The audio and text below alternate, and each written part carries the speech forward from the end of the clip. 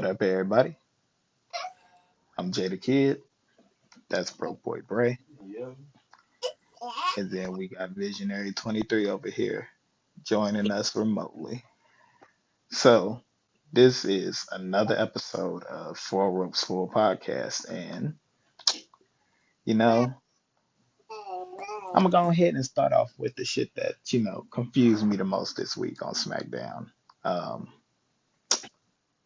I don't understand why we got CM Punk randomly insinuating himself into like this battle that he ain't been in at all, basically. He had one little run in with the bloodline and now all of a sudden he just ready to fight because he just owes Paul Heyman a favor. Yeah, we were talking about this earlier before the podcast. Yeah, it's like it don't make no sense, like at all, that Punk out of anybody would be joining them. Hmm. And it's like I wouldn't have personally been out of four people. I feel like a four people naturally would have made more sense because even pulling in someone like Bronson Reed, storyline wise, really doesn't make that much sense. Like he has no ties to this shit at all, yet he's now somehow involved and ready to throw down with the OG bloodline for fucking what?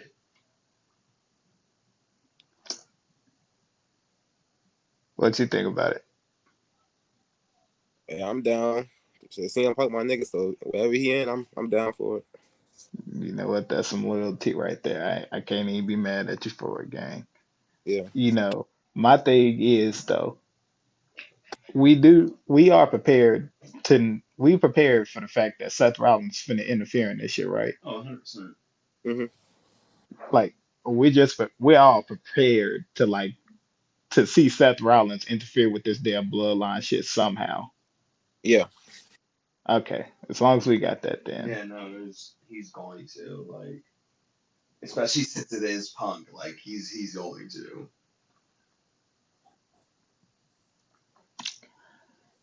So, we can get into the first topic because, I want to get it out the way. I hope y'all got y'all list ready because this week we doing top 10 wrestling attires. The only thing about it is it cannot be a copycat of a attire done. So like Seth Rollins doing Dusty Rhodes polka dots or him doing Rey Mysterio's Halloween Havoc Oh, I see what you mean, outfit. like them, mimicking another. Okay, Yeah, I don't think I did any of like those them ones. tribute. Yeah, yeah, yeah. So I guess I'll go first. And number 10 is Brian Cage's Wolverine Ooh. attire that he do on the Independence. I think he did it in AEW. He I did think it he at a did. I pay-per-view. I think I remember seeing that one. Cause he Uh, also did that one dude from Street Fighter, didn't he? I think so. Yeah, yeah, yeah, yeah. No, that's tough. That's tough. Like it's just like it's a classic. It's been done before, but it's just like the fact that Brian Cage low key could be like a stunt double for Wolverine a little bit Hmm. if he just grew out the chops a little bit more. It's just like I just think that low key like he low key got the best attire when it comes to it. Rey Mysterio would be close second, but he ain't on this list for that. Yeah. He on this list a lot more, but it's just not for that. Not for No, his that's a tough Wolverine. pick.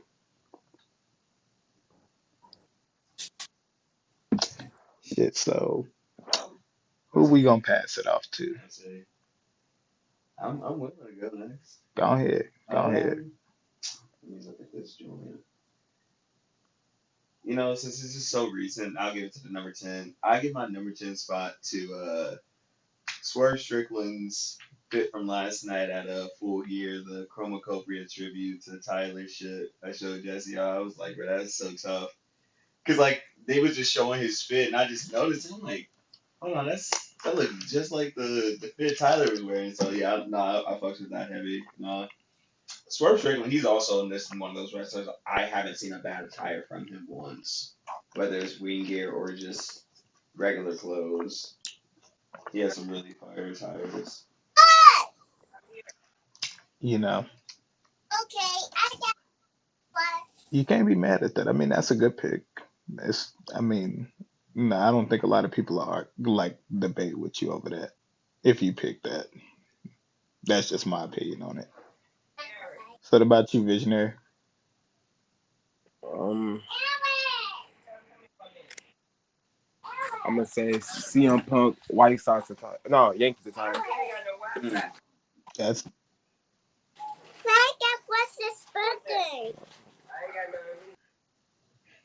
I feel like I remember it, but not as much. Like I can't think of like the pay-per-view or like who he had the match with, because like normally like the Randy Savage gear, I think that was John Cena on Raw. Like that was tough. Like I can't think of every outfit, but it's just like I think I can remember it a little bit. Yeah, I think I know exactly which one you're talking about too. Okay, okay. When he was Shit. 2012, Night of Champions against Cena. Oh, I was saying that's when he went against Triple H, wasn't it? No, it was Cena for the Oh, that champion. was okay. You know what? I know what you're talking about. Mm. Oh, is that when he dished John Cena and called him the Yankees? Yeah, Ah, so it was a troll attire. Hmm. Okay, that's tough. That's tough.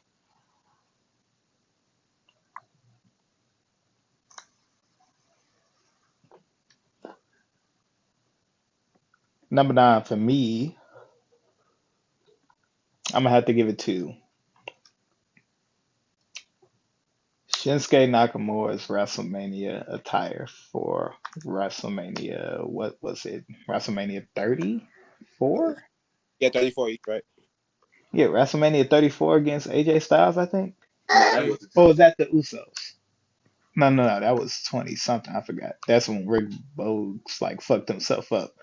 But yeah, no, Shinsuke WrestleMania attire against AJ Styles at WrestleMania was a tough outfit choice. I don't like how he went under in that match and everything like that, but like that was the last time Shinsuke had some good attire. All this other shit now just make that nigga look like a samurai turned dominatrix. Not Samurai Turn Dominatrix. It's just all leather. Like the nigga is just like at first like it was cool because it was all red, and then you start making it black, and then you started like adding like stripes down it, and like you just had the nigga moving all crazy and shit. Like he looked like Oscar a little bit. Like if Oscar had too many male chromosomes, like that's exactly what the hell Shinsuke would look like. But nah, I just think that Shinsuke should go back to like I don't know why, like the red colorway and shit like that, like would just like it makes sense around Shinsuke, especially like his whole aura was like No, I originally do. like red and black and shit I like mean, that. shit. Whenever you cut them promos, the light is red. Yeah. Like you're right. um, Number nine to me is a more recent one as well. Y'all remember that Assassin's Creed like tribute fit that Will Ospreay wore to Wembley this year for All In? Hmm.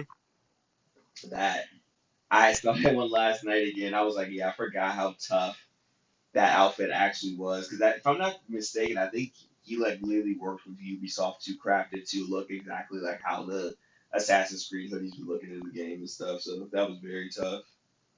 Hmm.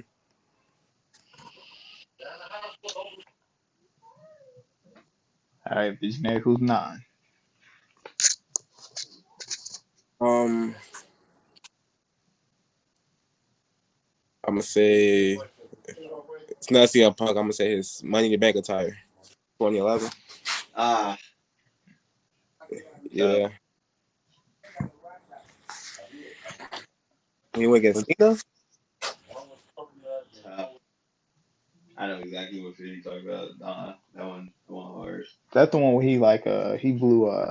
he blew Vince a kiss goodbye Yeah, that's as when he he won like the ran into the WWE crowd with the Championship? belt and shit after he won it. Yeah, Ah, okay, okay. yeah. All right, shit, hell. You know, can't even be mad at CM Punk. Like it's a lot of attires that you can put in this motherfucker for CM Punk, Oh and like yeah. it's like you can't be mad at it. You can say Mm, the same for like Randy Orton or Rob Van Dam. Like you could do just a list of Rob Van Dam and nobody be mad at you because he mm, just had some raw ass singlets, like just like the Steiner brothers.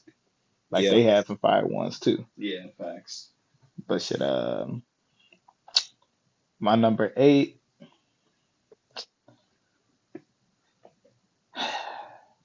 it was a waste of an attire. But Dolph Ziggler's Royal Rumble attire when he came out as number 30 and didn't do a damn thing. I was so damn mad. Yeah. That man dropped that United States Championship, left, came back as number 30 and didn't do a damn thing. Yeah, that was tough. Crazy. I ain't gonna lie to you. At that moment, y'all could have had anybody else in that motherfucker. You could have gave us Mick Foley as number 30 and let that nigga like wrestle for a few minutes. Y'all gave it to They Dolph always did Ziggler Dolph to dirty though. That was a lose fucked in up part. 3 minutes. That was a really fucked up part though, is that they always did Dolph so dirty, even though he was quite literally one of the better wrestlers on the roster. Yeah. They just didn't see it that way, I guess. Like I I swear to God, I put my pizza in the microwave and waited 4 minutes at the microwave. I came back, looked at the TV, and was like, damn, okay, so where Dolph Ziggler at? Damn. Dolph Ziggler was already gone. Nigga was already backstage. I was like, I know you fucking lying. Y'all had me sitting here thinking that this shit was supposed to matter. He had a chance to do the underdog shit. Like he dumped the United States Championship because he was like, you know what, I should be going for the real gold. Hmm. And then y'all let him get eliminated like that. Evil. That's crazy. You Yeah. know, I can't put blame on WWE now for that, but there was a time that it was a man in charge, a Oh yeah. very, a very fucked up man. But you Yeah. know what? That ain't none of my business. That ain't none of my business. You know, Don't talk about BKM. I'm keep my mouth shut on that. But Number 8 for me is y'all remember that joint Rhea Ripley wore last year to WrestleMania when she went against Charlotte Flair for the title? Oh, that was tough with that oh, you black. mean when she was like dripping the shit off her head? Yeah. I don't know about that Nah, one, bro, I man. fucking love that fit. That shit was so fucking clean. I love that one. That's Yeah. you know Because what? it fit her character. That fit Rhea character so much. Mm. Especially knowing going into the match I was like, I know she's gonna win this, but I'm like, they gonna have me on my seat for this bitch, and seeing that shit just fade throughout, that was just a very tough fit. Nah, I fuck with that. Yeah.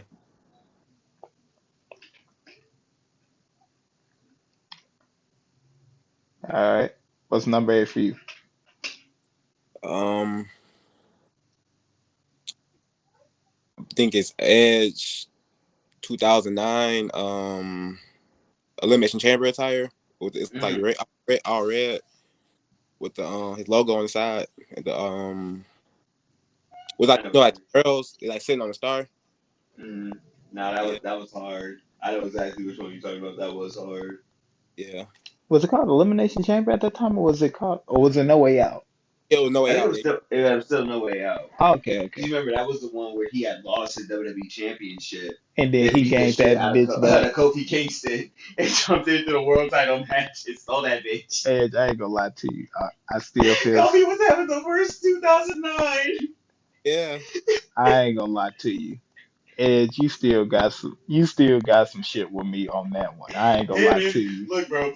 As much as I love him and fucking Randy Orton, they will forever have traumatized me as a fucking child for the shit they put me through. Like, Be my favorite's asses on the regular. Like, damn, let them win for once. like, I ain't gonna lie to you. The fact that he did Kofi how bad he did him mercifully, and I Hmm. just feel like At the damn step of the damn chamber. Yeah. it's just a Like, fact that like it's, you couldn't have just did anything worse than go get a he chair let the nigga do his entrance and everything. You could have beat his ass backstage. You in a like he He could put have it. been doing the interview right before he went out and you just beat his ass and then you just you running let this from nigga do Ray. his entrance walk all the way up to the fucking staircase, and they proceeded to beat the shit out of that man. And then you gonna get in this nigga's pod. You ain't even try to get in the ring or try to jump up or like move around and shit like that. He You just jumped in the immediately pot. He said, just "I'm gonna got in wait the my damn pod. turn." He said, you know what? And then it's the fact that they like the three moves of doom actually got Cena, the walls of Fish. Jericho. No, I think it was the code breaker and then the It 619 was to a the coat. Yep. spear. Yep. You're And right. And once Cena was gone. Edge pinned Cena and realized that there's a new champion and that he actually snuck his way into this shit Hmm. and That was the won. slimiest night ever. That was crazy. And it's just like all of that because he beat the only nigga that was in the match. You realize after he did that, it was on the only other person who wasn't white was Rey Mysterio. Yep. Everybody else, like you ain't even give us like a three-way before eliminating Kofi Kingston. Hmm. Like we know he wasn't gonna win, but damn, let him be an underdog somehow. Let him be like he's this Once close. again, that's why I said Kofi has the worst 2009 ever because they just did my man so fucking dirty on every instance. The only comeuppance he got was when he destroyed Randy Orton's car. And even Randy whooped his ass for that. And then Yeah. called him stupid. And almost got him fired. He almost missed the Kennedy, Kofi Kingston. He almost Mr. Kennedy, that nigga, bro. He's about to go 2 for 2. Back to back years. Get niggas fired. Nigga, Randy was a menace. Randy Orton would have got so many niggas fired. He could have did the Jordan pose. Like Niggas he got fired from the company because he ain't fuck with them. it's just like the fact that like Kofi Kingston did all of that. It like still was able to get it at least once. I ain't gonna say he had the best reign. I ain't gonna say he had the way he lost it is still fucked up. But We don't talk about we ain't that. gonna talk about it again. We ain't gonna talk about it again because I still got hope that Brock Lesnar team up with Kofi Kingston and they be tag team champions. In my head, that's the only way he can make up for it. Yeah. Teaming with a brother to win a tag team championship, that's all I can see. If anything, let Brock Lesnar like be around some niggas for a little bit. Let's see Hmm. how Brock Lesnar get. That'd be pretty funny, actually. I'm Yeah. That'd actually be pretty fucking funny if they did that shit. Though. They ain't gonna hold you. shit. Who's it on now? I think it's on you, actually. It's on me. Okay, so that means Number I seven, decided. yeah. My number 7.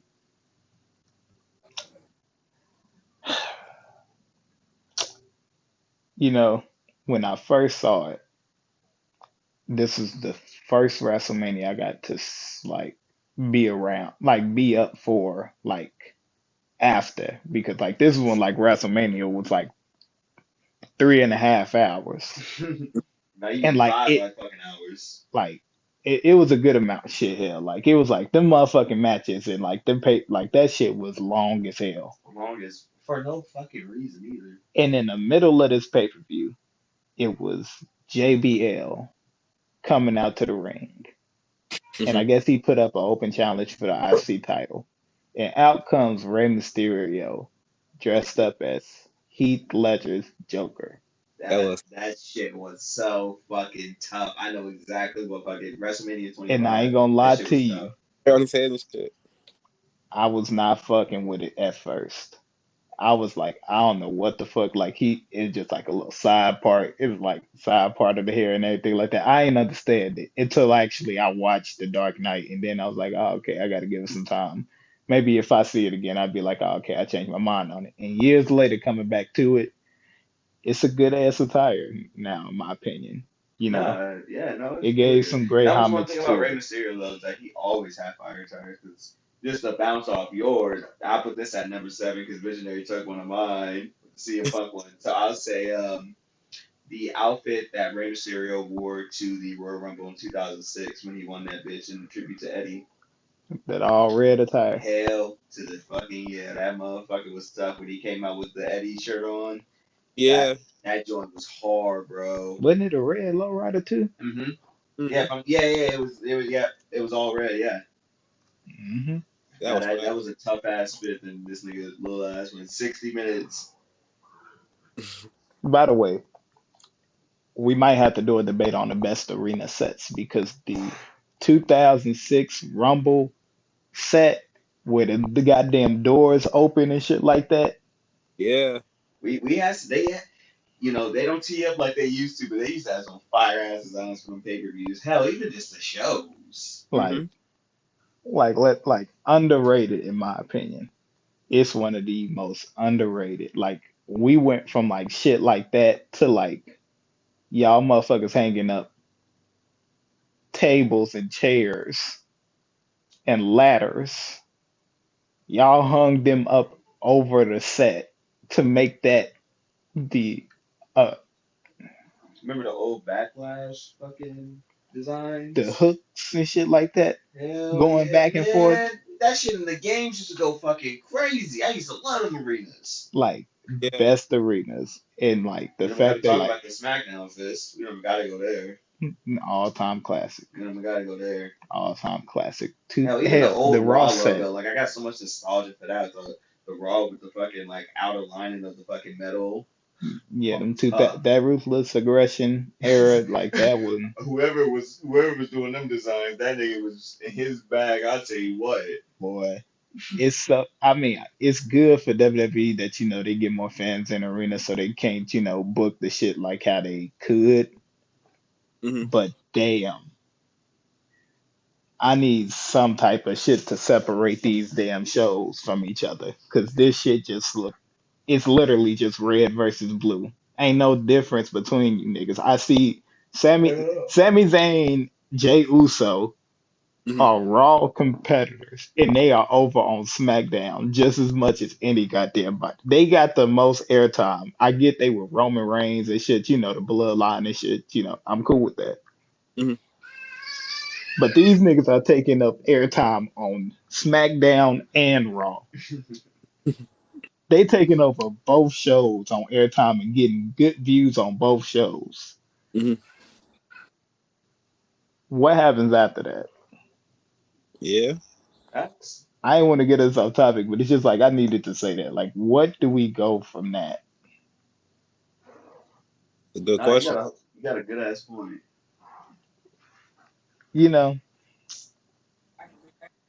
shit. Who next on this stuff? I think it was visionary. Yeah, visionary shit. Who number 7 for you? Um, can we do tag teams too? Yep, anybody. The Usos WrestleMania 39 attire with the That all white. all red. That It's not that white and red. yeah, white and red. Yep. Oh yeah, yeah. No, that's tough. That That's shit was tough. That hard. was when Uzi. Yeah, that's when Uzi had came out Yeah, with yeah, them. yeah. Yeah, Nah, that shit was tough as fuck. that was tough gear. That was tough gear. Mm-hmm. And it's just the fact that like the Usos gear, like low key never really missed. Yeah. Like even like when they like first got on with like them niggas like low key wearing like the short tights and shit like that. Like they had clean colors in those. Like they Yeah. was clean. They still made it work. Yeah. Like it did once they started doing the Samoan shit like that and they started wearing the like stylish Samoan shorts and shit like that. That was tough. Hmm. Yo, the face paint and shit, that was fire. Then adding on the face paint onto it, and then having the shirts that had the different colors of what they were wearing and shit Mm-hmm. like that. The Uso crazy shirts, Nah, they was cooking. like they had good ass gear, and then they switched it up more and went more like street style Yeah. wrestling gear. And that was tough. You couldn't even get mad at it because they had all clean colorways. It's like the all white one when they won the tag team titles from American Alpha, I think. Mm-hmm. Like they had always had good ass gear. Facts. And it's just like it makes sense that like the Usos would have an even better gear for WrestleMania Mm-hmm.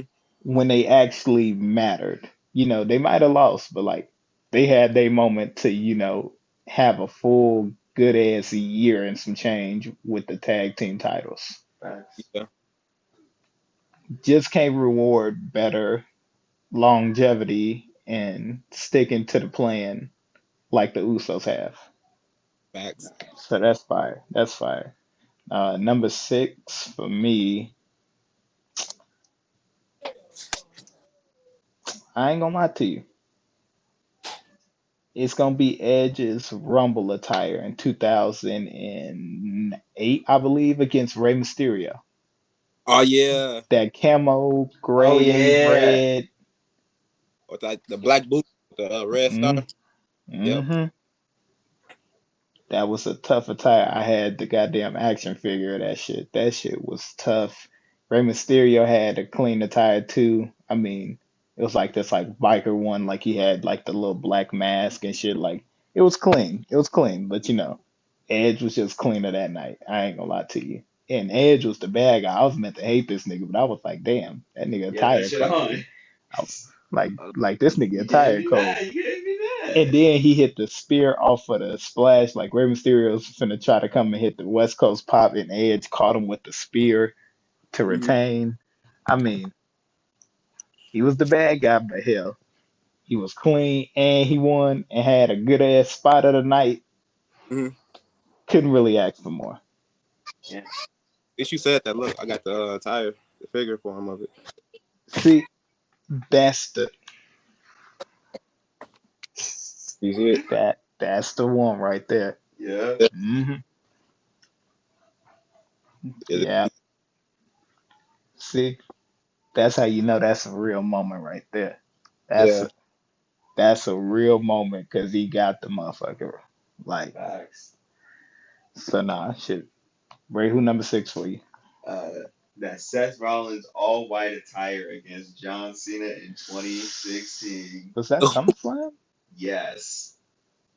Vince hated that bitch, but he was tweaking. That was the cleanest fucking attire this nigga Seth has ever graced us in the ring with. That shit was so fucking fire, bro. Yeah. Nah, that shit tough. Like, like it just sucks that like he ain't ever brought like something like that out again. And Right. probably never will. And that's the fucked up part Hmm. because it was like, bro, that shit was so fucking hard. Yeah, it was. Shit, it's just like, Seth Rollins could have some of the best wrestling gear and the best like moments at pay-per-views Hmm. based off of based off of these last couple of years. Hmm. Like he's had the King Slayer, he's had the Beast Slayer, he had the even though we can't use it in this, like he creatively made like attires to go and mock the person that he was going against. Hmm. And he's done it on multiple occasions. But Yeah. we can't add that into it. His trolling ones are cool. Um, his goddamn his black and highlighter green one. And Oh, the most fucked up part about it is I forgot which one of y'all shared it in the group chat, but it was the greatest Royal Rumble, and like it was Seth Rollins, Samoa Joe, Finn Balor, and there was another person in the match. Seth mm, Rollins just swooping up on the other side of the ladder and climbing up faster than Finn Balor to get the title was the most corniest ending I done ever seen to a goddamn ladder match. yeah. I gotta Because agree. what the fuck was that? Like, I love you, Seth, but what the fuck was that shit? That shit was highway robbery. And the Yeah. fans of Saudi was eating it up. I want y'all to know the niggas back here in America was bamboozled. I legit sat there like sitting there thinking to myself, I don't even remember this match, but I'm sitting there looking at the goddamn shit, and I'm thinking to myself, no, the fuck they didn't. Out of all the ways y'all could fuck over Finn Balor, that's the way y'all gonna do it. Hmm. Y'all some fucked up people. They keep doing Finn dirty though. Yeah. Like, there, I know he ain't gonna ever get there again, but y'all niggas gonna tease us every moment y'all get. Y'all ain't tired of fucking with us with this man. we didn't have so many moments where we just wanted this nigga to win, and now we just like, damn, like just if y'all gonna just like if y'all gonna make him like backstage, make him a backstage presence like y'all do Bobby, like y'all got Bobby Roode now, which by the way he's doing a great ass job at that. Like I can like doing like seeing the interviews he done and shit about it. Like he's having fun with it. It ain't like he just having a hard time adjusting to it. Like he just got this like itch of want to being a part of the company so bad. Like no, like he's having fun with it. And I think that that's cool that he's getting the chance to show his creative mindset back there because you never know. I mean, hey, the company was given to people in different standards, and I mean, hell, they turned it around a little bit. Hmm. I mean, hell, like you putting Shawn Michaels' mind over there in NXT with a few other friends. Triple H is up here in the main part of it. With getting help from everybody, like all of the old school guys. Like they all have like this mindset of like, okay, this is basically our shit now. So it's like now we can basically do exactly whatever we want. We can give the edgier content while also not having to be too much sexist. I like ain't nobody got to dress like they trying to work at Hooters after this. Right. Like Hmm. we not promoting just like bikinis and all this other shit now. Like we can show you women wrestling and it's good. Like you ain't gotta make everything a striptease now. Mm-hmm. I'm Hmm. just saying like Michelle McCool is that one exception of where like she was around at that time, but luckily she ain't do too much to damage her career. She went out as a good wrestler. She went out as a champion. She went out as a successor to Hmm. anything from that part of time where the diva search was going around. Like she made it through that to win championships and make herself look decorated. Hmm. Mm-hmm. By the way, she in this list like 2 times. I ain't gonna lie to you. Visionary, who your number is 6? Um, Seth Rollins WrestleMania 39 gear with the pink and things pink and red. Mm-hmm. He went against Logan Paul, right? Yep. Yeah, that shit was hard. That Yeah. was tough. I ain't gonna lie to you. When he took that jacket off, though, he fucked me up. Yeah. I ain't gonna lie to you. He took that jacket off and he had that goddamn vest strap shit on. I was like, I don't know about this. I don't know if I feel comfortable. I was like, I don't know how I feel about this shit. I ain't gonna lie to you. This nigga, Seth Rollins, he's had amazing years. Hmm. He started off okay until he took that damn jacket off. Yeah. Like that's the part of that attire I cut out is where he takes the jacket off. Hmm. And that like as soon as like he take the vest off too, it's like oh, okay, clean attire. Yeah. That's tough. That's tough. Number 5. You know what? I guess I got to put Seth Rollins here, but I'm Hmm. gonna put a whole different one.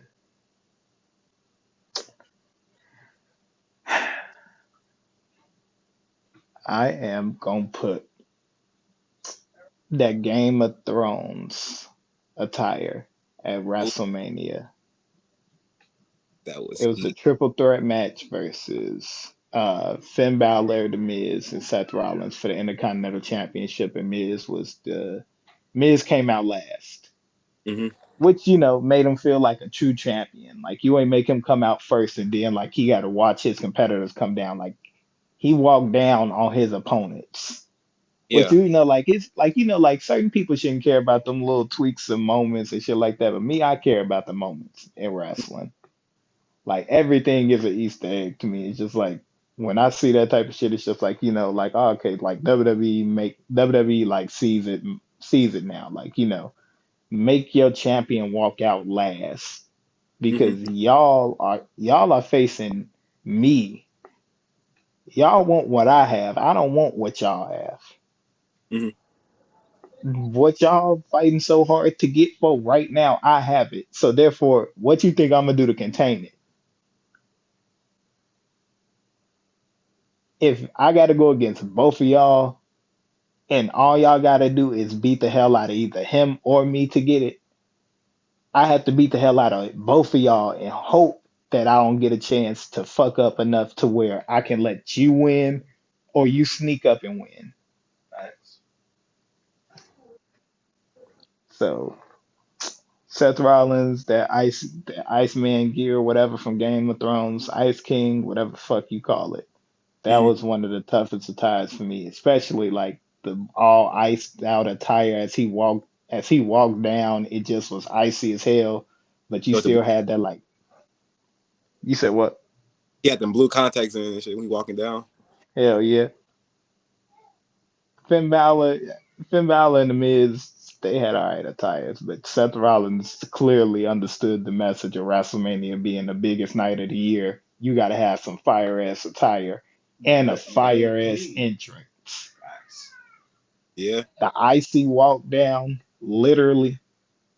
But right before that, you get all of the fire, and then that mythical ice, them ice eyes just appear on the screen because you know they had like the mask set for the goddamn WrestleMania. Mm-hmm. Like as soon as them like ice eyes was like, I was like, what the fuck kind of entrance is this? And then Seth Rollins walked down. I'm like, all right, I ain't even mad at it. Hmm. But number five for you, Bray. Number five for me is gonna be Daniel Bryan's WrestleMania 30 attire. The joint that had the little like wolf fur on it throughout. Yeah. That shit was tough. I especially like the little boots, how he had like little fur on the back and shit. Nah, that Hmm. shit was hard as fuck. I fucked with that attire heavy.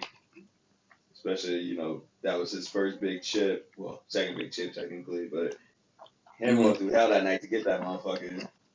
Yeah. I thought 30 was underrated, low key. 30 is really underrated. I like 30 a lot. Yeah. It's one goddamn asterisk on that goddamn pay-per-view Yeah. because there's a one in 21 and one. Yeah, I heard it, man. That shit was crazy. Hmm. Just the fact that y'all switched it up that day, The day of. I ain't gonna mention that man in a bad way, but you fucked up. You a fucked up individual. The one thing that could remain undefeated for a while and been okay, even in the next generation, you could have made somebody 21. You could have made somebody surpass Undertaker's record. We would have been okay with that. But it's Hmm. the fact that they had to have it be broken. Y'all had to Why? let it. Y'all had to let it be. Y'all had to let it happen multiple times.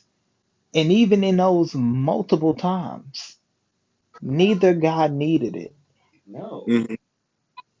Roman Reigns didn't need to beat The Undertaker because guess what? The night after he beat The Undertaker, he got booed tremendously. All it did was all the momentum he had built up to that point for a good remorse from the fans was immediately killed because that you got to remember we niggas hated Brody. I mean Roman. Niggas Hmm. hated him, and so if people already still had a sour taste in their mouth because of him, so him being that two in his undefeated streak is like, yeah, how the fuck am I supposed to like this guy now? Yeah.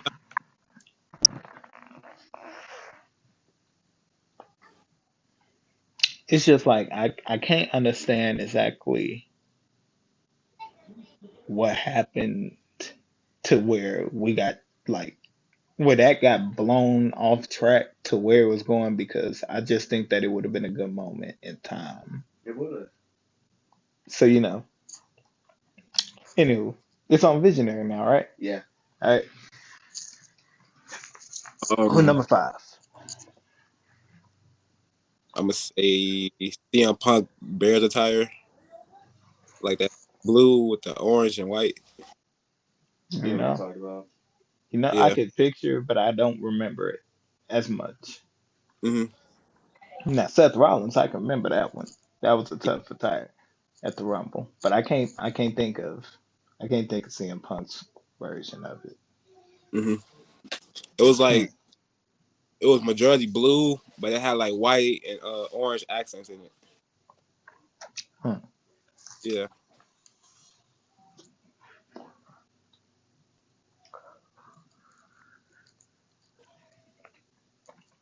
I think I found it. Ah, that is. Ah, that is tough. Hmm. Okay, okay. Number four.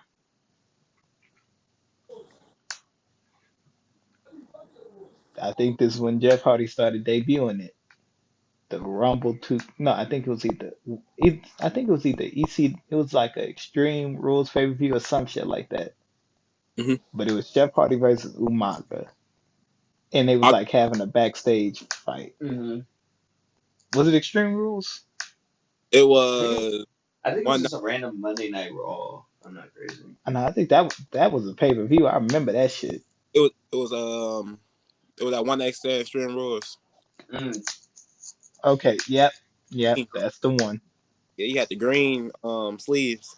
Green sleeves, the black long sleeve with the green sleeves. Like he brought that. Like I think he debuted that one. That's Like when that. yeah, he Like, first started wearing those like long sleeves and shit. and it's just like it was tough as Yeah, hell because Jeff Hardy had one of the like coolest spots of all time. Four different parts of that damn fight with yeah, Umaga. Him sliding down the rails as he clotheslined Umaga. Mm-hmm. Jumping off the damn trailer, doing that yeah, damn swanton. Like he just like you like showed that like you didn't make Umaga look weak, but you showed that Jeff Hardy was gonna kill himself to get that counter three. yeah, He was gonna kill himself. That meant beating Umaga. And like that like that pushed him more up to like the hill to like win the WWE championship It just made him more popular. was a good ass feel good moment Oh, to for like know sure. like Jeff Hardy suffered a lot, but he got to the mountaintop at least. yeah. And I mean, he didn't get too much time with it, but hey, he was able to say that he did it. At Facts. least one Hardy got a chance to do it in every company. Hmm. But WWE, it's okay that Mount Hardy didn't do it. I don't think Mount Hardy has any bitterness in his heart that he didn't. Like, he was an ECW champion. Granted, that belt was terrible looking. He's still an ECW champion, so he can say that he was able to do it. Now it was WWECW, but hey, he did it regardless. You count. Hmm. But this number four. Hmm. Um, Number four for me, it's just gonna be the Shield attire. Just that black military vest with the black combat boots and the fucking cargo pants. Like I'm like that shit hard. Especially when they first debuted, like how they used to just didn't say a damn word, would just come through the crowd, get on the ringside, and just jump niggas. Yep. Just literally some like military espionage shit, just jumping niggas in military shit, just not saying a damn thing. Like I was like, yeah, that shit hard. Yeah. You said Shield. Hmm. Yeah. Shield. Weirdly, Seth Rollins with the long sleeve was different. Hmm. Like when I Seth hate that Rollins they made had him the get rid long of the long sleeve, sleeve. like when he had the long sleeve, I ain't gonna lie to you, he legit looked like a combat, like he was ready for That's combat. what I'm saying, bro. I'm like, these niggas literally like they were just coming from like a military base just to whoop some niggas' asses and leave. Like I ain't gonna lie to you, like if you would have gave Roman and Dean Ambrose the damn short sleeve and had the short sleeve underneath their vest, and then you gave Seth Rollins the long sleeve, they would have legit looked like looked like a legit combat team that was ready to fight everybody, and that would have looked so tough, in my opinion. No, that shit would have been hard. Like WWE don't know. Like when I was doing the rest, like when all the WWE video games that y'all let us like customize the attires, everybody on that goddamn roster lineup had multiple attires because I was creating them bitches like crazy. Like y'all don't know how much memory cards I had with all the goddamn storage for these damn wrestlers. Like it was crazy. So it's just like, me customizing all of that shit like in my head, like just thinking about like all the ways that like every superstar could have fire attires, but they'll never get the moments to wear them because they not gonna ever get pushed enough. Facts. Like I feel like Dolph Ziggler could have had some good championship attires walking down to pay-per-views. Nigga had good attires without a championship. But Yeah, I feel like when he bring out like his real good attires, like that's a big ass match type feel. Facts. But he's never got those moments in his career with either time he's held the championship. Not his first reign when Vicky was his girlfriend, not when AJ Lee was his girlfriend and he cashed in to be Alberto.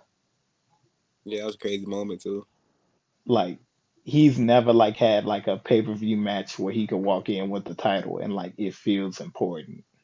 Hmm. And that sucks for Dolph Ziggler. Like, I feel for him, but Nick Nemeth, That motherfucker a different he beast. gonna get that moment. Oh, that nigga over there teeing up. Nick Nemeth gonna get that moment. It don't even matter. It's like I don't. He don't. And the craziest part is he don't need it at. He don't even need it at goddamn AEW. Like he doesn't need to be over there. No, he doing his shit in TNA. He's doing just fine in TNA right now in New Japan. Like he's doing good to where like he can walk out in those moments and like you can feel the crowd actually like Rip for embracing him. him. Yeah. Yeah, It's just like, that's just the things I think about. Like guys could have like championship and like fire ass attires for these pay-per-views if you put them on a match. Not saying mhm. style matters, wrestling matters just as much, but damn, Style can play a huge influence. a little style could make or break some shit. It can. Yeah, cause Seth was doing it when when he won the world title. Remember, he kept changing. Mm, shit. And then Visionary, who your number four? Jeff Hardy. I think it was Armageddon when he won the title. Hard. Yeah, That that, swanton off the goddamn that swanton off the goddamn rope where he fell on to Triple H. yeah. I ain't gonna lie to you. The fans sold the shit out of that moment Hmm. because That shit was. I nobody just saw it on Twitter the other day too. I rewatched it. like I was like, that shit nobody was crazy. cheered when they seen Jeff Hardy get on top of the rope and hit the swanton. Nobody in the arena said shit. So like it literally was just like that part of the camera where like it was zoomed in on Triple H and Edge. And it Hmm. looked like Triple H was gonna be crowned champion again and the crowd was ready to boo. Yeah. Oh, niggas was But ready to go to all war with you that one. see is after the 2 count, Jeff Hardy ass fly off the goddamn rope, looking tired as all hell. Triple Hmm. H moved the hell out the way, and it's just Edge laying there, and all you hear is one, One, two, two, three. three, and it wasn't for either guy that we didn't care about winning. It was for Music either hit. guy. It was Jeff Hardy's. And then the celebration, the night of SmackDown, the opening night was Jeff Hardy coming out and having a boyhood dream celebration, and that pyro hitting in the background with the goddamn confetti coming down as he held the title up, just happy. Hmm. Nigga, I'm gonna get that franked in my man cave one day, nigga. That is It's a what moment true I won't live for happiness that looks shit. like. Because Jeff Hardy just being my goat of all time, anyways, like that's one of the moments where like it was like where everything was right in the world. My president's black, my favorite wrestler is white, and my PlayStation is blue, nigga. You can't tell me anything in life. We was chilling in 2008. 2008 was cool. We was kicking it. I'm Niggas wasn't mad about shit. We had Raw 2009 just drops. it Like, like John Cena wouldn't switching up his goddamn t-shirt colors every other goddamn See, week. that's when he was still in that blue joint. Yeah. That motherfucker was tough, bro. That bitch was tough. So it's just like, like when you think about it though, so many good moments have so many good goddamn attires. Like every moment we Oh said yeah. didn't had a feel good moment to it. Right. Or it didn't lead up to some shit. Hmm. Yeah. So it's just like, like with that being said, like we on the topic and shit like that. But hell, before we end up this podcast, we gonna talk about two other things real quick. But we are we gonna go ahead and finish this up. So Visionary, you just gave us your number four, right? Yep. So we got a top Yep. three left. All right, so the top three matters. Yeah. And number three is Michelle McCool's Royal Rumble gear, where she had the blue, white, and black camo attire. I know what you're Ooh. talking about. It was a fire attire. I think it was during the Thunderdome era.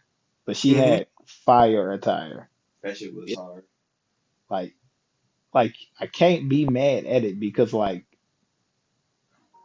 it was just like it's matches like her thing. It's like in WWE, like she's had like good attire before, but it's like the fact that she can pull off a good attire Mm-hmm. even after retirement, where they like, hey Michelle, can you come wrestle? Now I don't know if this was like a attire that she just brought out the closet or this attire she had made, But it was but it was hard. Yeah. cold. It was fire. Couldn't Yeah. even be mad at it. I think it was the Rumble that Bianca Belair won. So I think it was I believe it was the Thunderdome because Victoria came back. Although that was a missed opportunity to use her old WWE entrance music. That Yeah. Vic Facts. that Nicki Minaj version where Nicki Minaj just say I ain't the lady to mess with, like fire ass ring music. That was the last time whoever the fuck was making the music for goddamn WWE knew what the fuck they was doing. You talking about John Jones? No, what's his name? Jim Jim Morrison? Johnson. I thought yeah, it's probably Jim Johnson. Yeah, no, I Yep. think it was Jim Johnson. Yeah, you're right. Shit, nah, it's just like, like good ass moments in time where it's like nothing mattered as much, but like the ring gears were great. Like Victoria had some cool ring gear. Michelle McCool carried the good ring gear. Like Mickey James had some decent ones. Like she had the denim ring gear and shit like that. Mm-hmm. Layla had some decent shit, but I can't think of too many divas that had as many good outfits, like attires as Melina's was very similar, but I enjoyed her attire back in the day. Melina has some tough ass fits too.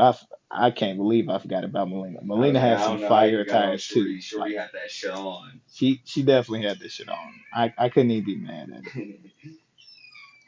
Number three for me is gonna go to. Was that last year's Royal Rumble when Zelina Vega came out as Shorty from Street Fighter? I think that was the Rumble before. I think that was the Rumble before that because Michelle McCool came out. Yeah. Actually, I Yeah, forgot she what came out Rumble the it crowd was, with that but one. that attire that Zelina Vega wore was a fucking amazing. I love that one, so that definitely cracked into my top three of all time. 'Cause that's just I couldn't hate on it, Mm-hmm. especially Facts. just how accurate it was and shit. Then the promotion on top of it, I'm like, yeah, that's just the stuff. It's just like it made sense for that attire to be Hmm. where it was. So Um. So Selena Vega's Royal Rumble for you was your number three. My number three was the goddamn what the Michelle hell? McCool. Yeah, Michelle McCool's camo, blue Hmm. camo. Mm-hmm. So like so all right, so top three not looking too bad. Aaron, what's Yeah. number three for you? Uh, I was gonna say Sasha Banks, WrestleMania 32 attire, but I'm gonna say Bianca's Royal Rumble attire when she won. Oh yeah, nah, the onomatopoeias and shit like that Hmm. around her goddamn attire, like it's tough. Like for a woman who make her own ring gear, it's pretty Mm-hmm. goddamn No, impressive. yeah, that's amazing. Yeah. So it's just like,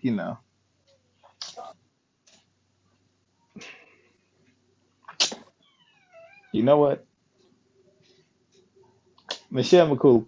Um, this one gonna be my honorable mention, but I'm gonna give my number two. The honorable mention is Michelle McCool's Rumble attire when she came out the crowd because I didn't expect that shit. No, I remember that attire. That was it was a very chill attire too, but it looks really clean. It was like it was clean, like it looked like she was just laid back, like she wasn't even meant to wrestle, but like she had the little cross on it, so like you could see like it was a little bit of ring attire. Mm-hmm. It was like a Hmm. bum day attire, and the fact that she came out the crowd with it. The show next to her son got her number called. She said, "Well, fuck it." Like she legit like gave the jacket to her daughter and was like, all right, well shit, I guess mommy signed up for this shit again. It's like She said we should get the action. she said, fuck it, let's get active. And it's only funny because like her daughter was like her daughter like she legit looked at her mom like she knew it was her mom's music and she was like, He said, "Motherfucker, you said we was coming to have a good you time." said we was watching this shit. And Michelle McCool looked down, she said, no, I said you gonna watch. I'm gonna get into some shit. And immediately just got active with Tamina out there in the Yeah. crowd, and then got in the ring and hit the goddamn cleanest goddamn version of her move. Mm-mm. Hmm. But I mean, I ain't gonna say it's her move because the AJ Styles got the Styles Clash, but I forgot the name of the finisher that she called it. I think it was Face Breaker or something like that. I forgot, but Yeah. she had the cleanest one. Hmm. AJ Styles shit was clean too, but it's like Michelle McCool being a woman and being able to hit that move with the It's just tough. cleanness, accuracy, and making like the fact that like nobody, no, I ain't heard no female say like, Michelle McCool, anytime she hit you with that move, you just know you was gonna have to go to concussion protocol or like just know that you was gonna be injured or you was gonna be fucked up after the match for a while. She's had the cleanest one, and I've never heard any female say, "Oh, hated working with Michelle McCool." Yeah. Never heard it Mm-mm. at all. It's true. So Michelle McCool is the GOAT. But number two is gonna be Street Profits Black History Month NXT gear. Okay. That was That shit was The hard. Black History Month gear, and the fact I think Bianca Belair had some too. hmm It was clean, and Bianca Belair need her stripes because the fact that she make this goddamn ring attire and she do it well. Yeah. Extremely well. She does it well. Bianca said the money that we gonna have to pay the guys in the back to make our gear is gonna cost us some bread when I can just make the shit. Yeah. This motherfucker makes goddamn YouTube videos Yeah. Making that shit. That going to shit. go do it, like showing you the material she went to go to the store and got to make this shit. Hmm. It's crazy and it's tough, and it's just the fact that the line work was cool on it. It didn't look like it was like spaced out too bad or anything. Like it looked it clean for it being just some NXT type of gear. Like, Hmm. cause at the time, like they had some clean gear, but like that shit didn't look like it mattered as much. Yeah. Like you could see some people was wearing their independent gear. Facts.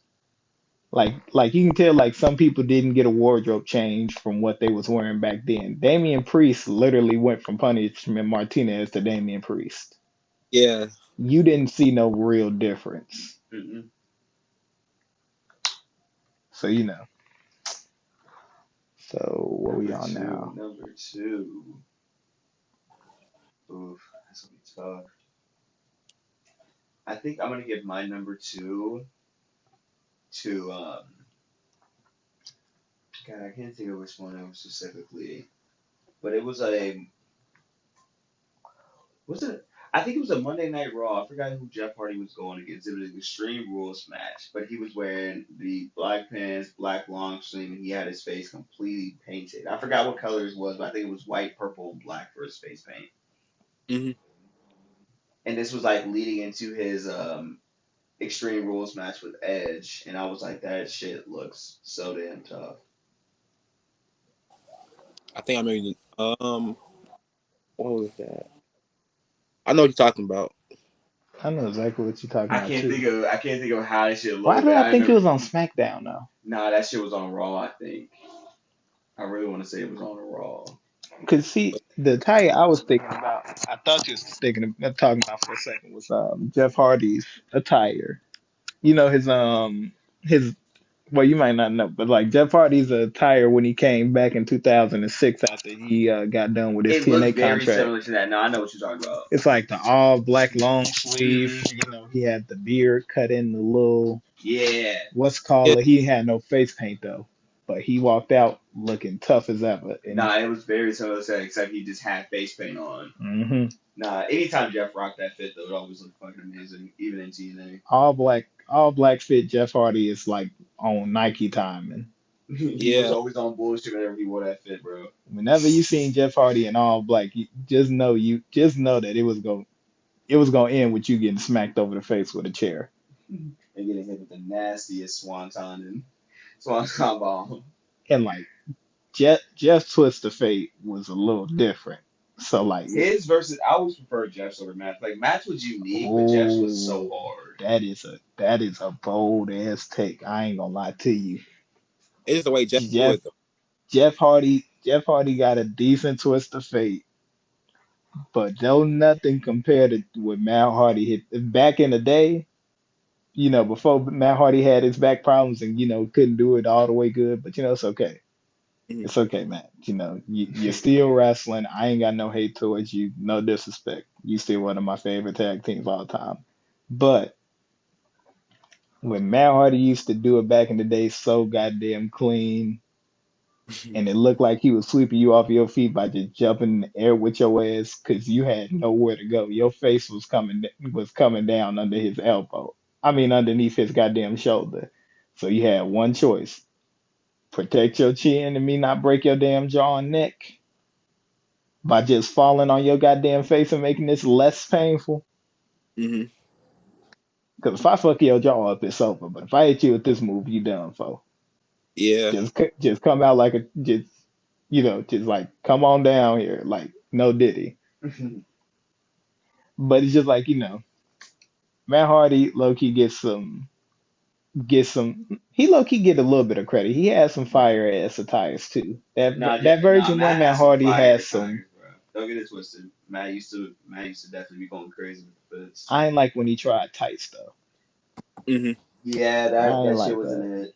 I ain't like when he tried tights. That shit was different, gang. I don't think I ever want to see Matt Hardy in a pair of wrestling tights again. Like I think he he just learned his need lesson. You baggy remember he pants. immediately switched back from Yeah. that shit. He rocked that shit for like a few months and immediately went back to like the pants because he was like, yeah, that's just not it. And it only makes me mad because like the WrestleMania attires were basically like the attires they put in the video games. Hmm. And that's what So his ass was wearing. having to customize Matt Hardy attires with wrestling tights on, it felt like a violation. It's the fact that you could change it to his old shorts, but it's not right that they didn't defaultly have that in there. Yeah. Like criminal, in fact. Uh, with number two for you, Visionary. um, I think it was the Undisputed Era War Games match with the All camel. red camo. Yeah. That's That. tough. I think they was going against Pat McAfee in his group, right? Hmm. I don't Yeah. know who the fuck's on Pat McAfee's side. Like I Yeah. legit can't think about who the fuck was on Pat McAfee's side because it didn't matter. Undisputed Era had their moment together. Hmm. That shit was tough. Now they did end fucked up. Yeah. They did end fucked up. But you know what? They had their moment in the sun one more time. Hmm. Now, I wish they could do it on the independent scene, but it's some shit we might not want to address right now. How you say Yeah. that for a different pod episode? Yeah, shit. Um, and number one for me.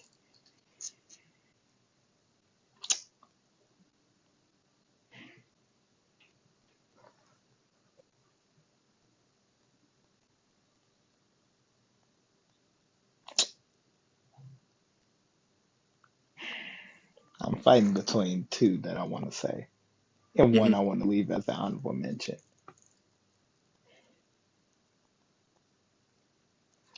Shawn Michaels, WrestleMania 25 wrestling attire That white and brown. Yeah.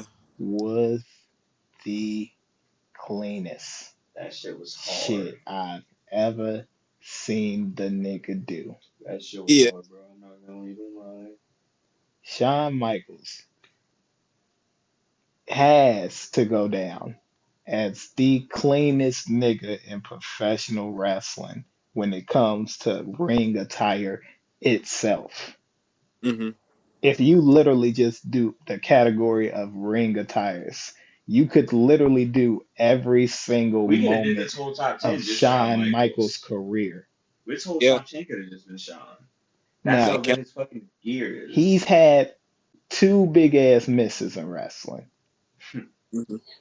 That goddamn That goddamn SummerSlam Elimination Chamber match with them unfinished ass pants, the brown tights, Mm-hmm.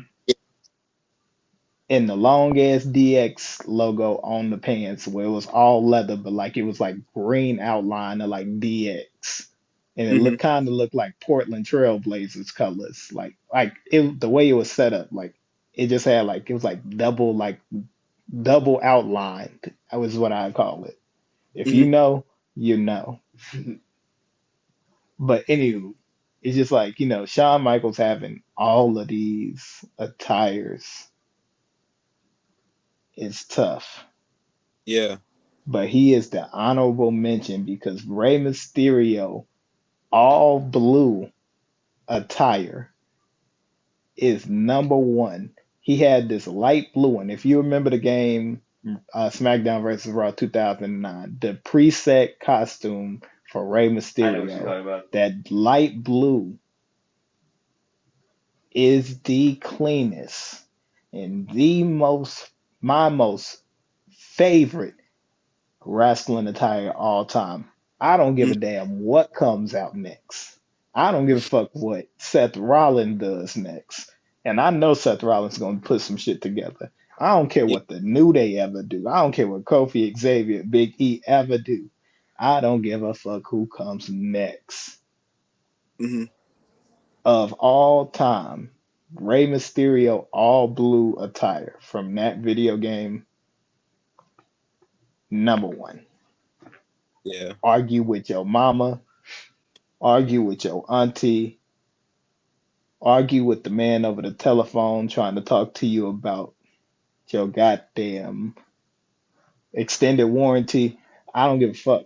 Argue with one of them niggas. Do not argue in these comments with me on TikTok, Instagram, YouTube Shorts, the actual video.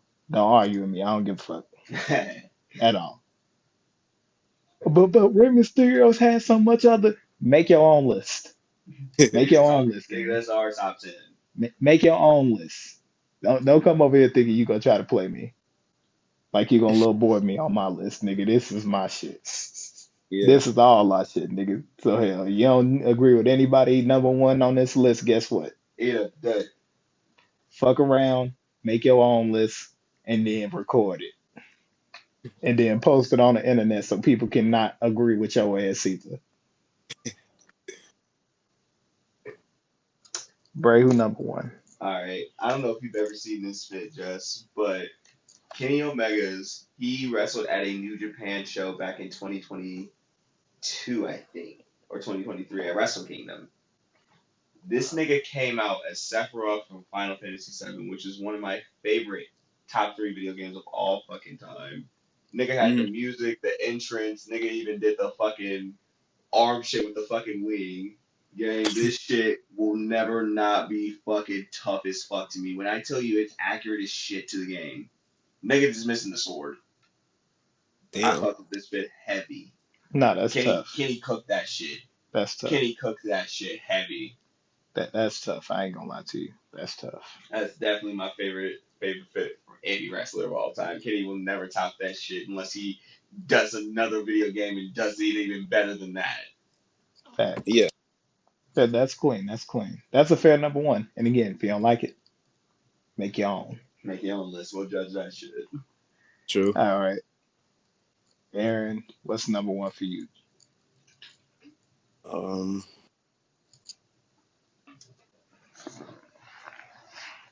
the hard one. Hey, that's why we chose it for today's topic. It's something Yeah, that you gotta stand on at the end of it. If this is number one after this video go off, you can't take it back. You gotta yeah, live You this. gotta wait to the next episode, and you might not even remember. yeah. Uh,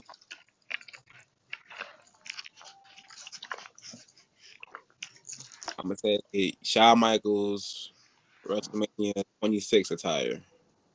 The Ooh, final run. Mm-hmm. yeah, green with the black design on it. Oh, I think like camo color Hmm. too. Yeah, I know exactly what you're talking about. Clean ass gear. That last run cowboy, that outlaw look. Mm-hmm. yeah. But yeah, that shit was very hard. Hmm. And he went out in the light. He went out as Mr. WrestleMania, Yeah. which again, missed moments for the main event. Hmm. Yeah, that's the main Missed event. moments. That should have Bro. been I don't even know what main event did that. Cena and Batista. Yeah. That's what the fuck we sent people home to in Yes, niggas was 2011? mad, bro. Niggas was mad in 2010 about that dumbass match. It wasn't even good either. I forgot about that shit. That's how fucking forgettable a match was. Yeah. I remember they had a WrestleMania match. I don't remember how it went down. Cena won. Like I think legit, like if I could guess everybody off the WrestleMania 27 like card, I feel like I can remember almost every other match how it performed based off if I looked at it. Hmm. Just looked at the names that was in the match. Like I think I can name it. I could not name if John Cena and Batista had a good match. Hmm. It's that it's that pushed out of my mind.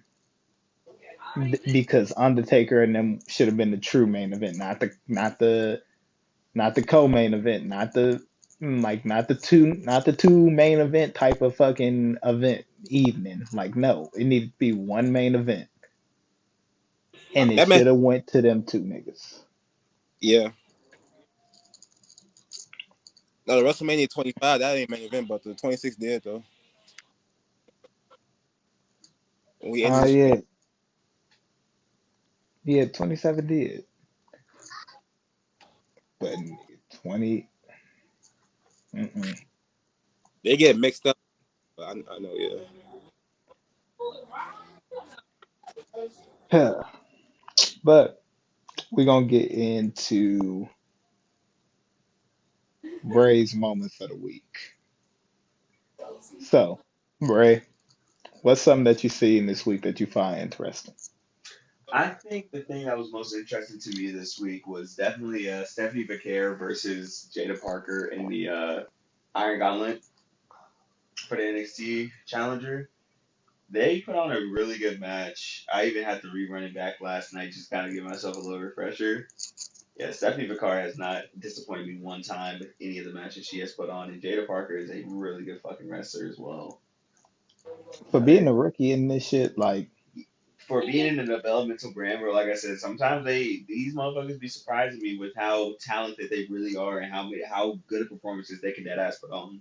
like clean finisher, clean like ring gear, clean mic cadence, clean aura when she comes out. Like you can see the crowd want to interact with her every time she get out there. Mm-hmm. Like even as her supposed to be this heel, like when she walked out on the what's her goddamn name? Lola Vice. Yes, Lola Vice in that goddamn tag team match. It like she got a little bit of booze and shit like that, but like the whole crowd didn't just heat up and be like, "This is why we don't like your ass." It was still Hmm. some people like, you know what? I still think I like her. I think I understand. Yeah, I mean, how could you not? Like, like she just got a certain like presence for herself. Where like she gonna be all right in that developmental brand. And Facts. you you don't think that about too many girls, like like most of them do kind of get lost in the shuffle. I don't Hmm. think she will. Nah, Jada Parker, she'll, especially like you said, she's still a rookie and shit, but as she gets more comfortable and especially, as she gets closer to being called up to the main roster, she's definitely going to find her way and, find her unique self that stands out amongst the crowd so she doesn't get lost in the shuffle. Like I think she can low key like handle herself in the like on the mics against a Bianca Belair or a Charlotte Flair type of person. Oh, yeah. Like like her cadence is just like it's top tier for a rookie. Hmm. I'd say the same thing about Tiffy. Like Tiffy, low key, mm, she doesn't have it all the way there, but like she got a certain way, like where she delivers certain things to where it's like the annoying preppy like white girl, but like you have no choice but to eat it up because she don't care. Hmm. Like she legit seemed like she could see that. Like she might be one of the most kindest people in the world. But when she is on the mic on SmackDown, she is like she like she's like the Barbie version of Vicky Guerrero. I can see that. Where it's like she's annoying the hell out of you with the mic. And it's like Chelsea Green got the same effect too. Hmm. But like her her demeanor and shit like that is legit. Like I don't care what you say. I wonder if I can get a tank wrapped in pink Barbie colors. Like she just seemed like the type that would make that purchase to get a tank at WrestleMania and come out to it, but it got to be wrapped in matte pink, Hmm. Facts. Nah, I 100% get and it there. would be clean. That's the thing, too. That's some shit she would 100% do, especially if she cashes in by then. Hmm. Like I just know that if she walked in to Mania with the gold, I don't know what gold, but it'll be clean. Oh, Yeah. God. I mean, hell, I mean, hell, y'all got to reward the rookie for something. I mean, she came up to the roster and had to immediately be buddied with Nia Jax. Yeah. Not saying that y'all did it as punishment, but just like the fact that like she had to sit here when Nia Jackson have her moment, when most rookies are trying to fight their way to the top to get that moment. Like Hmm. they not teaming up immediately with motherfuckers. Bianca Belair didn't immediately go team up with motherfuckers when she came to the main roster. She came and stood on business. Right. Like now, the women's revolution. I can't say the same about Charlotte and them because they all came up and they had the team bad, team whatever whatever page in them first goddamn name was. I think it was sorority. I think it was submission sorority. Just because then once you looked it up and shit online and shit, you got a whole different. You didn't get WWE's version. You got a certain website, Hmm. and they immediately went to PCB, the most weakest name change I didn't ever heard.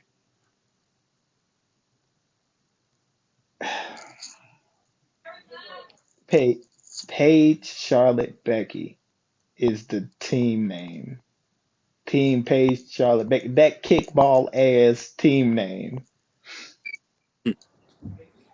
That shit sound like legit, like that sound like y'all was Them like niggas was playing in the scrambling, but they ain't yard. had no time. They had to get that name changed. They saw that shit and was like, what can we name y'all? PCB.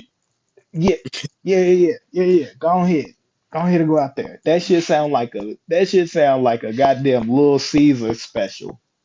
Yeah. Pepperoni, bacon, cheese sauce. Like legit, like it just legit sound like a order somewhere. It do. I don't know what restaurant serves the PCB, but I guarantee it comes with fries. Like it makes no sense how how weak like y'all had the names of tag teams, and even still it's not good. Hmm. It's not good. The New Day, when they had their podcast, if they still making it, go ahead and listen to it. Shout out to the New Day. But they were talking about some of the names WWE wanted to name these niggas, and I just want y'all to know. If New Day did not have the name The New Day, and they got one of them names, I can't remember what the hell the names were, but I just know that they were awful. Hmm. The New Day would not be good with the fans. No. Kofi Kingston would have retired way sooner. Yeah. Big E would probably be doing muscle competitions right now. Xavier Woods would be an independent darling. Xavier Woods probably be a champion in New Japan right now. I was gonna say that man would have been in New Japan cooking. Yeah. Like him and Kenny Omega would have been had a few matches, and not just in video games. Hmm. These niggas would have went to war in the ring because they are best friends. So it's Facts. just the fact that, I know that Xavier Woods wants his moment to wrestle Kenny Omega, and I know Kenny Omega wants a moment to wrestle Xavier Woods. I don't Hmm. know how they get it. I don't know how we get to it, but I hope one day we get there. Yeah. And then so Visionary, Hmm. who's your stars of the week? What's the male wrestler of the week? What's the female? And then what's the tag team? Um, Female, I gotta give to Chelsea Green winning the qualifying match. I'm just saying she almost there.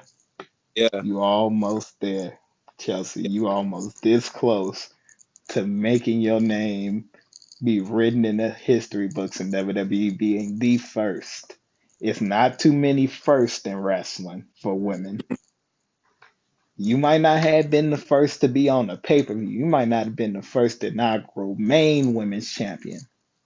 But the title, whether it's a mid-card title or not, you are the first to get your hands on it, Chelsea. Take full opportunity of these moments and let the crowd cheer you on in it. Because even if right now the chances are they don't even have you winning the match, the Hmm. fans' perception can change.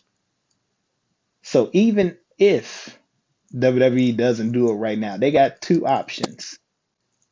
Hmm. The first option is what could happen possibly. They hear the fan reaction so much that they like, you know what? She might not win the inaugural, but she is going to be the first defense for this champion, and the champion's going to lose. Yeah. I can see that. Like the main event one. Like of course, like she might have like an open challenge every week or whatever, but like Chelsea Green should get the main event one. And the best part about it is you don't even need Piper Niven to interfere. No. Let Chelsea get a clean moment. Even if you do let Piper interfere, let it be like a little small moment. Matter of fact, no, let it be a big moment, like a miniature moment of it. Like let her like elbow her. She bounced back into the ring. Chelsea hits her prettier.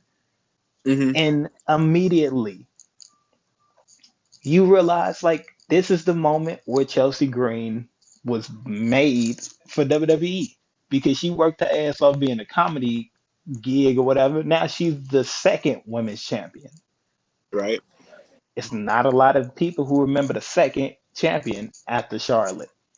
Nobody Hmm. remembers who was nobody remembers who was the third champion, the third SmackDown Women's Champion, Nope. No. because everybody remember Becky winning it. Hmm. Everybody remembers Alexa winning it.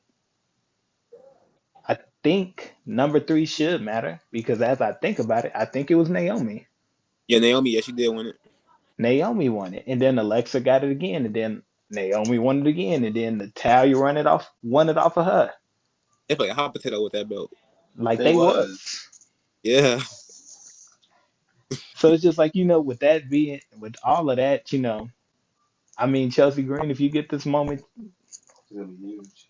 like, I'm hoping for it for you, honestly. Like, hell, like, you deserve it at this point. Like, the crowd and everybody else believes in you and shit. So it's like, I think that's a good pick. Who's the Mhm. male or tag team? Mel, I'm gonna give it to Punk coming back. 'Cause I was thinking they're gonna bring Brock back.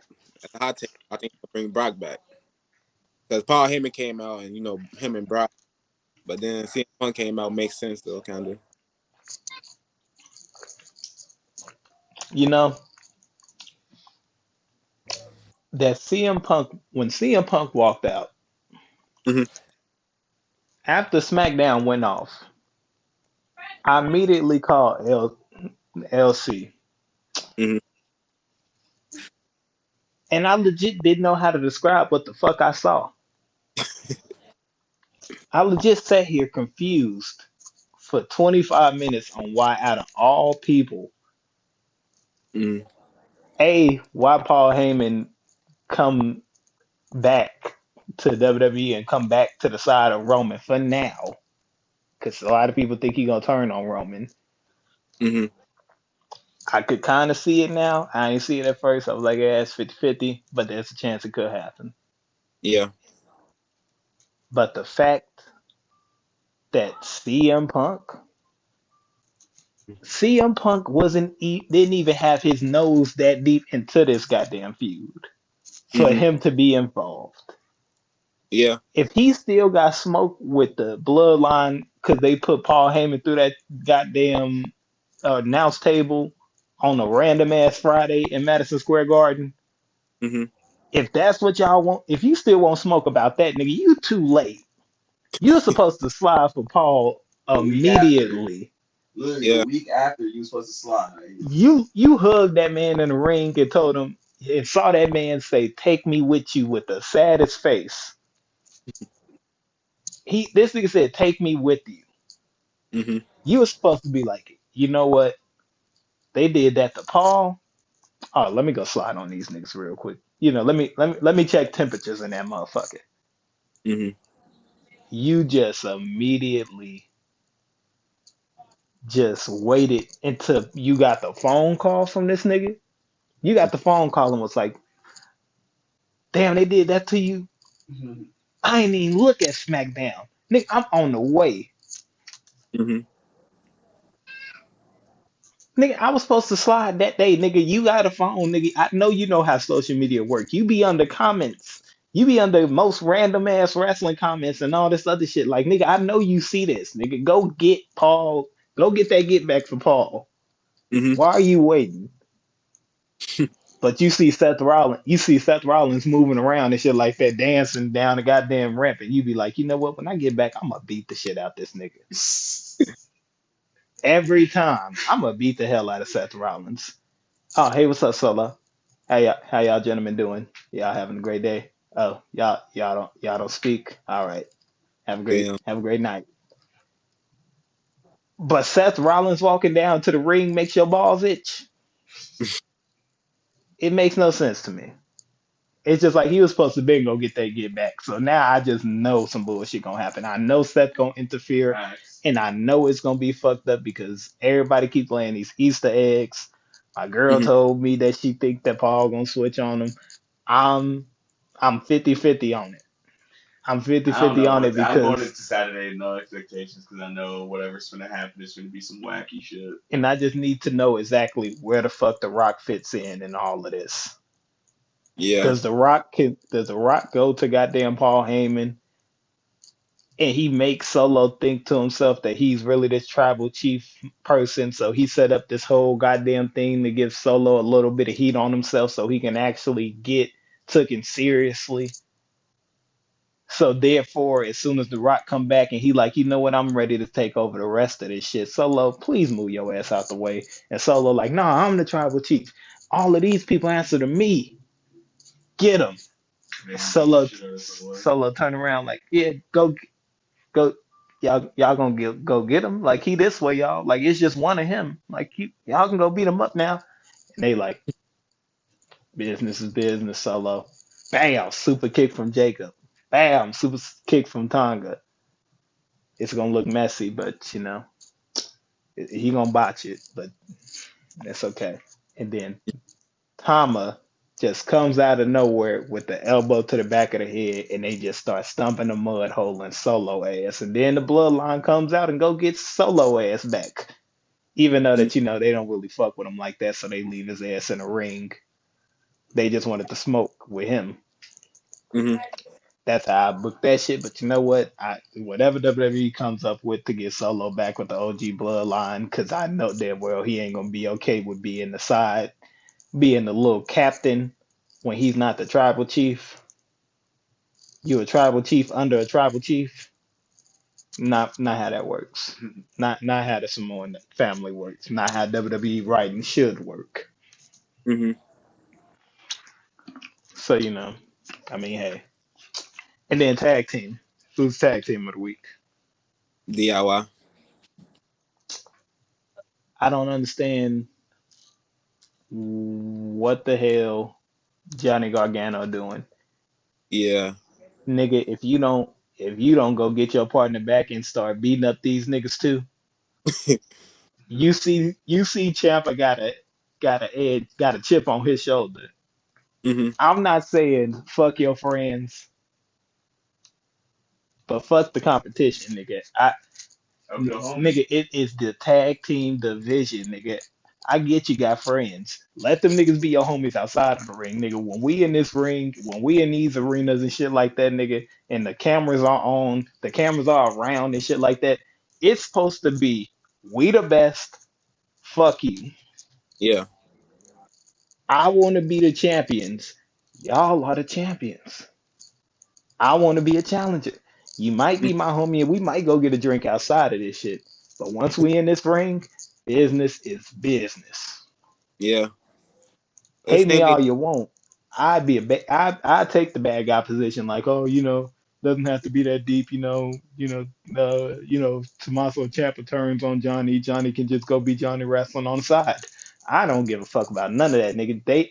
They're not going to be taken serious enough to go challenge for the WWE Championship. That's set for Kevin Owens. That's set for Randy Orton. That's set for the Samoan bloodline beef shit. That's set for them.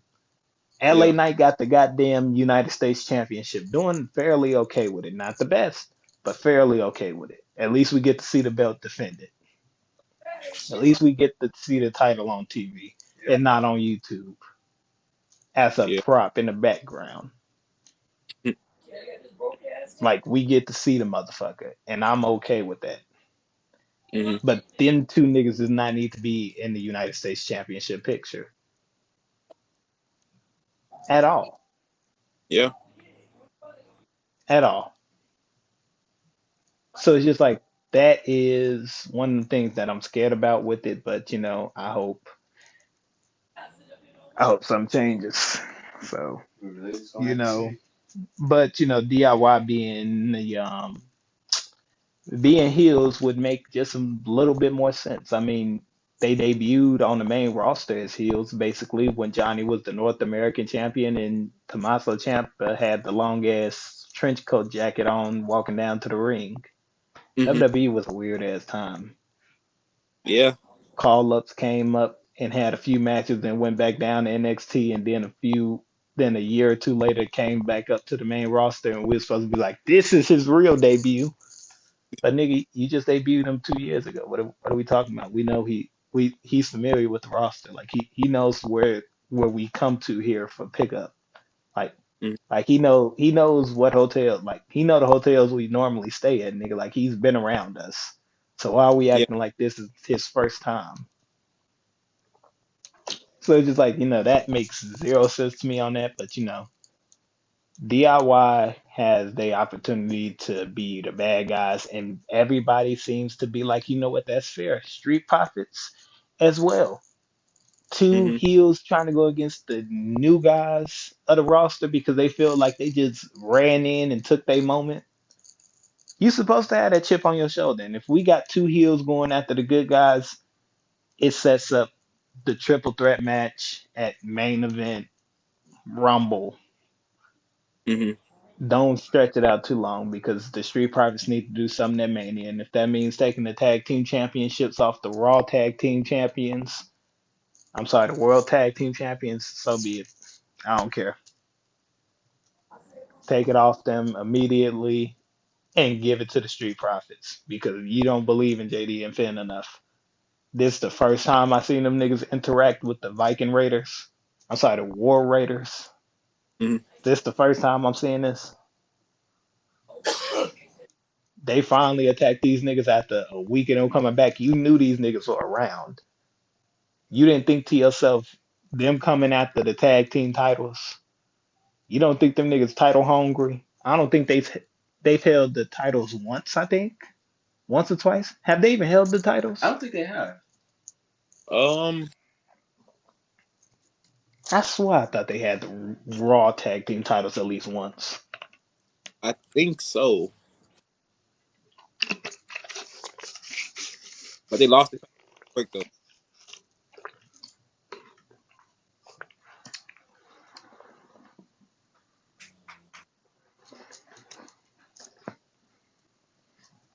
Hmm.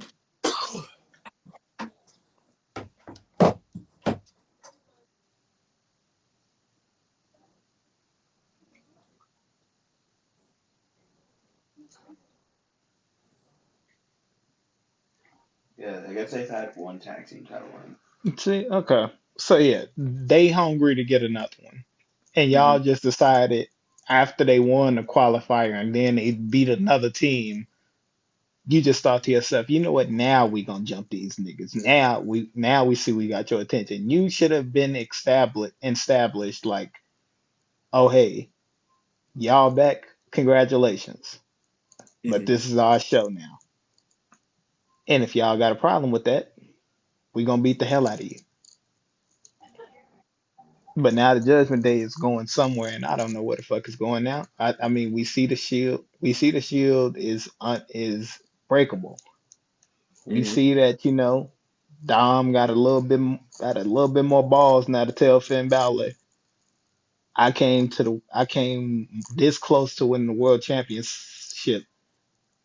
Something that your ass has yet to do in a long time. So don't get mad at me. And Finn Balor low key looked like he wanted real smoke after that. Because I know, again, you can say these backstage promos are scripted. I don't give a damn. Hmm. Finn Balor sold that shit like he really wanted to smoke with Dominic ass. Yeah.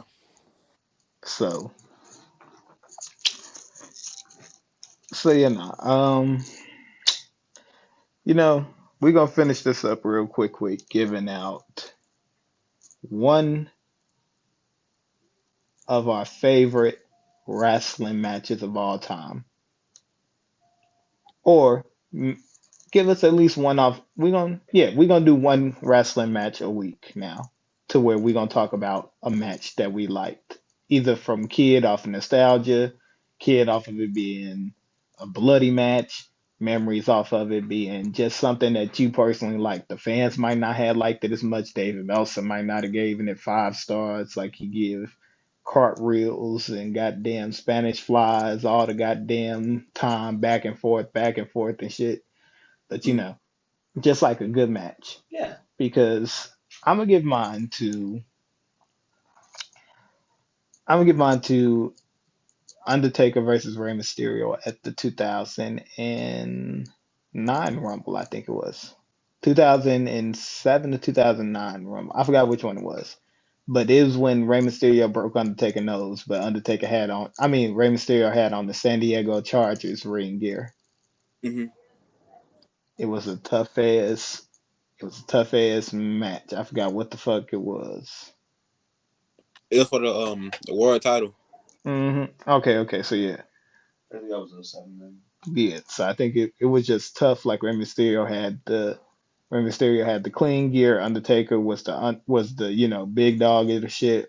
Rey Mysterio was the underdog. You had no choice but to be like, oh, okay, not not not exactly if Undertaker's gonna win, but when and how. Hmm. Like, is he gonna end it early? Is he gonna punish Ray in the ring a little bit to the show? Like, you can't just put any man in this ring with me. They gotta earn it. They gotta fight for it. Not saying Ray didn't fight for it or earn it, because Ray is the most decorated man in wrestling. Hmm. But that feeling of like the little guy versus the big dog. Like, nobody thinks the little dude is beating the big guy. I don't Hmm. care. I don't care what terminology you try to use. David versus Goliath, love how that story is. Love it. Hmm. But nigga, in reality, if you put Kevin Hart in a boxing ring versus Omos.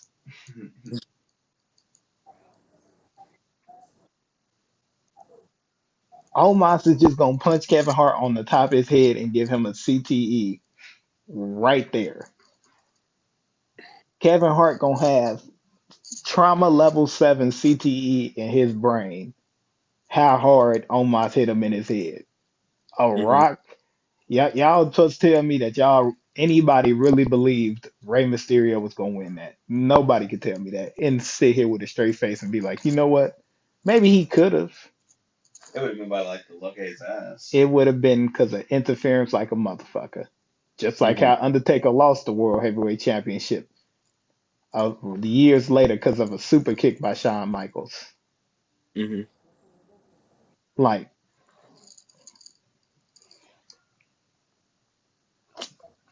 You're right. so what about you, Bray? What's the Mine is match? the triple threat from WrestleMania 25 between John Cena, Big Show, and Edge. This one is just childhood nostalgia. That was my first WrestleMania. I really got to like watch and shit. I just will forever. I think that match would just forever have a special place in my heart. And I think it's mostly just because of Cena entrance, having all the like mini John Cena's come out in the ring gear and shit, which Hmm. was tough. And this that match has had so many iconic spots and shit too. Yeah. Facts. Facts. All right, Visionary, you the final one. Um, I'm gonna say that Undertaker and Edge Hell in a Cell match. I think it was SummerSlam 2008. Mm-hmm. That's when he choke slammed him through the ring, right? Off the ladder. Yep. Yep, SummerSlam. Good Yeah. ass ring, good ass goddamn arena set too, by the way. Oh yeah. Underrated. Under fucking rated. When once they just put the goddamn advertisement up on the goddamn Tron and shit like that, and that was the goddamn set, pissed me off. Yeah. Biggest party of the summer, my ass. This shit don't look good. This shit look like NXT, the original. This shit look like a game show. All that goddamn yellow Hmm. made me mad as hell. But I mean, they did have a cold ass poster. Yeah. The poster for goddamn SummerSlam 2009, marquee ass goddamn event. Hmm. But let's go ahead and get everybody back on the camera again. Ladies and gentlemen, Four Ropes Full will be going live this upcoming Saturday, November 30th, for Survivor Series War Games. Now, we plan on giving you guys this content and everything like that, but it seems like we're probably going to be doing it on our Facebook Live page. But we can get that changed with 3 more subscribers from our channel on YouTube, what you're watching this video on right now. All you got to do is just subscribe. We only 3 followers away from being able to stream it on YouTube. So if y'all like the content, just subscribe. Subscribe, Turn your man. notifications on. Never miss a podcast. I feel like we always talking about some good wrestling opinions, and this stuff that most people aren't talking about for real, for real. They just want to talk about one show or whatever. We talk about damn near everything. Mm-hmm. Now, granted, this entire list basically came all WWE, but it was some independent scene guys on there and shit like that. You got to give it a little bit of time because I feel like we cooking here, and it's only gonna get bigger as we get more in depth with the wrestling culture on the outside of it, like TikTok. If you catch one of these videos and everything, leave us a follow over there. Maybe we do a little live. We do a little live reactions on the goddamn channel over there. Like we can do a lot of stuff on our platforms, but specifically YouTube. If you guys want to get that live stream and everything like that, all you got to do is just subscribe. 3 away, and it's a giveaway for a T-shirt signed by us and a hoodie signed by us. What are you doing? You missing out on a good opportunity to check out some good wrestling from the outside of wrestlers. Like you see all your mainstream guys and they cool. I mean they have their opinions and I mean they're good opinions. But from the fans' mouths, from the fans' minds, from the fans' home, like you feel more connected once you actually sit there and have these conversations because then you can just pop up at your pop up normally and just bring up a debate about wrestling with your homies. Hell, we legit sit around this motherfucker talking about wrestling all the time. Wrestling literally runs through everything of the day for us because we just a normal consumer of wrestling content. So therefore, we have fairly good opinions, honestly. We may have some egregious takes to you, but you got to come find out for yourself and then talk with us in the comments about it. So, with us spending that last little bit of time just telling you guys this, be prepared for Facebook. We are going live on Facebook for War Games. So, we'll try to be here earlier for that, no Should start at 6. difficulties. So, we're gonna make sure that we give you guys some good content that night. We're just gonna sit around, have some fun, have a little debates about the matches and everything. We might do it remotely, we might do it with the boys together, me and Bray together, with the stream with Aaron and everything. So, it all Mm. just depends on how you guys are gonna interact with that YouTube channel. If you're seeing this, just subscribe. Get yourself put in the contest for your t-shirt or your hoodie. Get a Mm-hmm. chance to interact with the guys every time. Like we're in the comments. If you have an opinion on something, just comment down there. Comment down below, and the guys are gonna interact with you a little bit more, so we can actually have a little bit of debate.